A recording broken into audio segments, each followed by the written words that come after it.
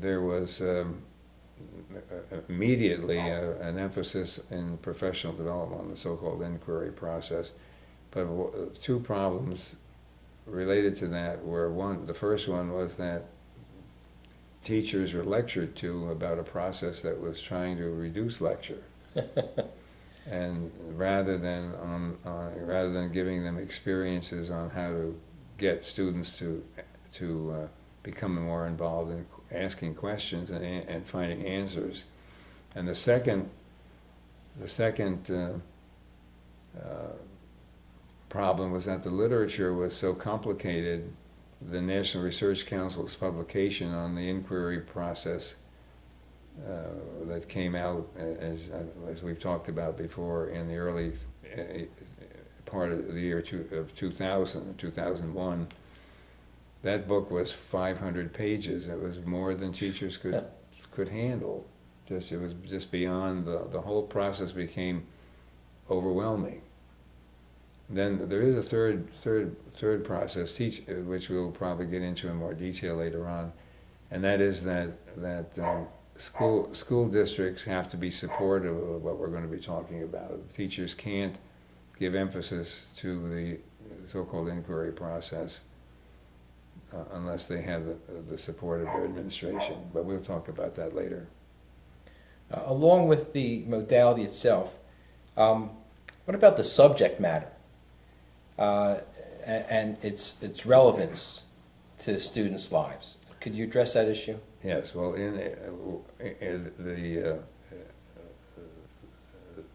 where this was introduced, of course, was in the sciences, and it has been. That's where the emphasis has been placed in science. Mostly, it's related to science instruction. The reason for that is obvious. The sciences have the laboratory, hands-on laboratory investigations as a basis for involving teachers and students in the inquiry process. However, as you'll see as we go through this introduction, it's possible to apply the inquiry process to any subject, even particularly with computers today. As you'll see, there are sources of information that lead to student inquiry and students and discovering answers to their own questions. But I'm talking about particularly the subject matter in science. I think it is so broad, and most students are not thinking of becoming scientists. And we haven't really talked about this that much, but do you think that the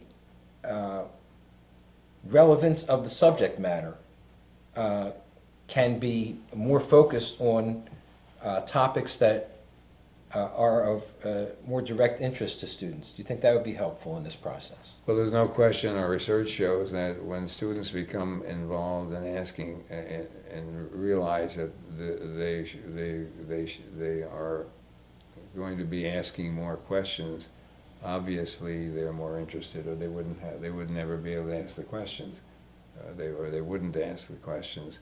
So that in that sense, I don't want to say that. I don't want to make it appear as if this is limited to science, but certainly the technical aspects of science often cause students to become turned off. We've discovered that the inquiry process, when it is applied in the classroom, causes more students to become interested in science. I think that's what you're getting at. You know? Interested in areas of science that might have application to their lives. Right, that would have applications to their, particularly today, because of the environmental, interest in not only the country but the world, and in improving or preventing the environment from becoming depleted or destroyed. Yeah, definitely. Yeah. You mentioned that science has been a focus of yours, and we've gone through some of the experiments that and demonstrations that I'll be webcasting on this site. Could you give an example of a hands-on approach to one of the experiments that we've discussed that I will be presenting on this site? If you could pick one. Right, a very simple one that I think you don't have to be a powerful scientist to comprehend or understand, is discovering, setting up an activity where it's a traditional activity where where a candle is placed in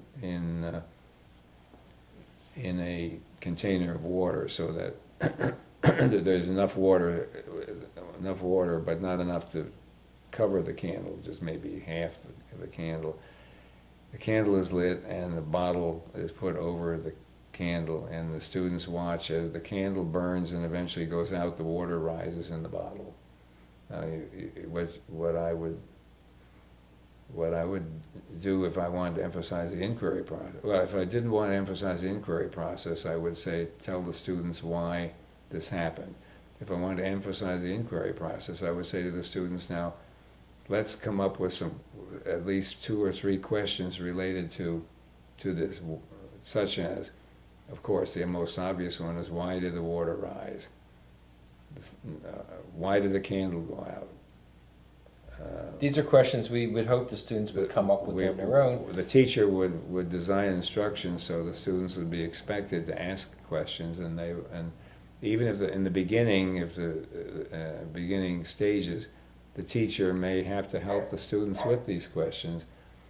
But then the second part of it is to find out, not to have the teacher answer the questions, but have references that would enable the students to find out answers for themselves.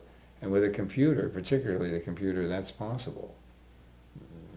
It's possible without the computer in this case, but with almost any question that a student would ask, the answer is available to them on the computer. Or if in the old days, before computers, the library or a teacher would have references in the classroom that kids would use.